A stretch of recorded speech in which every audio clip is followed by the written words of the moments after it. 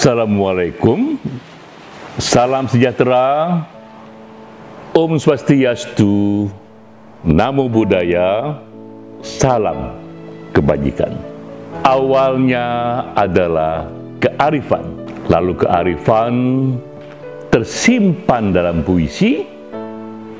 Ini serial kuliah singkat, kultum, kuliah 7 menit, menggali kearifan dari kutipan puisi. Kali ini kita akan kutip puisi dari Rabi'ah Adawiyah.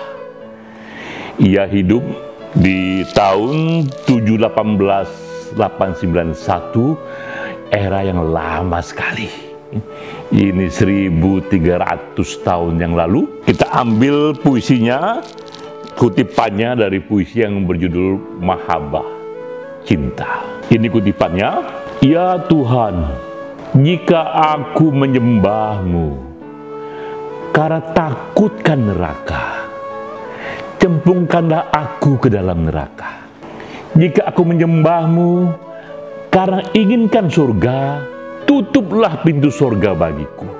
Tapi jika aku menyembahmu karena cintaku padamu, janganlah kau tolak cintaku." Bukan main. Ini puisi yang indah sekali, tinggi sekali. Apakah kearifan konsep manusia yang ingin digambarkan dalam kutipan ini? Sebelum masuk ke sana, sedikit kita eksplor dulu kehidupan dari Rabi'ah Adawiyah. Ia hidup di abad-abad 7 dan 8 Masehi. Ia disebut generasi pertama kaum Sufi. Generasi pertama kaum Sufi. Yang istimewa dari Rabi'ah adalah itu era ketika kultur patriarkal, dominasi laki-laki begitu kuat, tapi Rabi'ah seorang wanita. Bahkan di era itu pun ia menonjol sebagai seorang guru sufi. Itu posisi yang sangat gemilang sekali saat itu. Praktis tak banyak kita tahu soal Rabi'ah karena dia hidup lama sekali, abad ke-8 ya. Hidupnya lebih banyak direkonstruksi oleh Farid Uddin Attar. Ini Farid Uddin Attar juga seorang sufi juga. Dialah yang berjasa, yang mencoba merekonstruksi hidup Rabi'ah dan juga kemudian menyeleksi beberapa karya puisi yang ia anggap inilah otentik dikarang oleh Rabi'ah. Jadi mengenang Rabi'ah, kita pun ucapkan terima kasih atas jasa dari Farid Uddin Attar. Nah, kita pun tahu akhirnya betapa Rabi'ah ini hidup dalam kesederhanaan, bahkan dalam kemiskinan.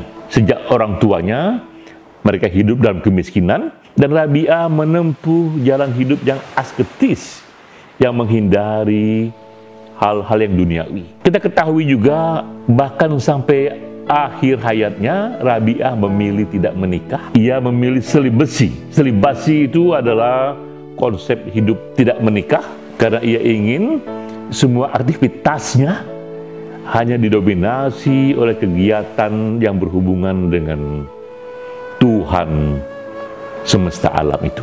Kita lihat dari Rabi'ah ini betapa hidupnya sendiri memang sudah dicirikan, sudah mengalami tingginya keilahian dalam akal budinya. Kita kutip lagi puisinya itu, "Jika aku inginkan sorga, tutuplah pintu sorga itu.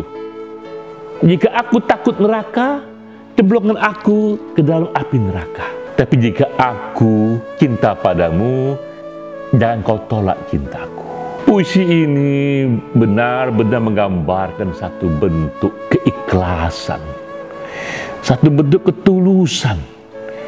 Tulus mulai dari doa, tulus mulai dari motif, tulus dalam pikiran, ikhlas dalam tindakan. Itulah konsep manusia yang tergambar dalam puisi Rabi'ah. Kita tahu dalam personality ada dua jenis karakter, yang dua-duanya sama pentingnya, yang dua-duanya sama dibutuhkannya, tapi memang dua ini bekerja dalam kutub yang berbeda. Satu unsur dari personality kita sebut dia adalah self-interest, kepentingan pribadi. Dan itulah yang memang menjadi motor penggerak dari peradaban. Ini yang Adam Smith katakan, kita mendapatkan makanan pagi kita bukan dari kebaikan tukang roti, bukan dari kebaikan tukang daging, bukan dari kebaikan pengolah minuman, tapi kita dapatkan makanan pagi kita dari kepentingan pribadi mereka itu. Tukang roti, tukang daging, pengolah minuman, dia tidak berikan roti itu karena cinta pada kita, tapi dia jual itu dan mereka mendapatkan keuntungan. Ya. Namun dalam pasar bebas, berbagai self-interest ini saling minimalisir, akibatnya kita pun mendapatkan harga yang murah, makanan yang sehat, minuman yang segar. Itu adalah self-interest, ya. Tapi justru self-interest itulah yang menggerakkan peradaban.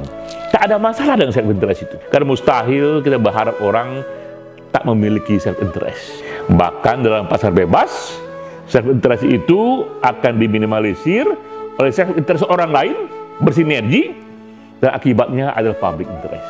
Itulah keajaiban dari peradaban. Ya. Namun itu satu saja dari sisi personality. Di ekstrem lain, kita pun memiliki yang disebut adalah altruism. Kita memiliki empati. Kita memiliki keikhlasan, ketulusan dalam membantu. Rabi'ah ada di sisi ini. Rabi'ah kuat di sisi ini, dan memang mereka yang sudah berkarena jauh, mereka ada di sisi ini, lebih didominasi oleh kehendak-kehendak yang sangat ikhlas sekali. Bahkan ia tak takut masuk neraka, ia tak takut tak masuk surga, tapi ia takut jika dalam tindakannya tak ada cinta. Ia takut jika dalam tindakannya tak ada keikhlasan, tak ada ketulusan. Karena bukan itu yang dia harap, bukan reward duniawi yang dia harap, bahkan bukan juga reward akhirat yang dia harap. Yang ia harap hanyalah cinta semata. Itu adalah setinggi-tingginya bentuk cinta, sesuai dengan nama puisinya, mahabbah cinta. Mahabbah ini artinya adalah kasih yang sangat tinggi, satu pengabdian pada zat yang maha tinggi, sehingga kita melupakan hal-hal di luar itu.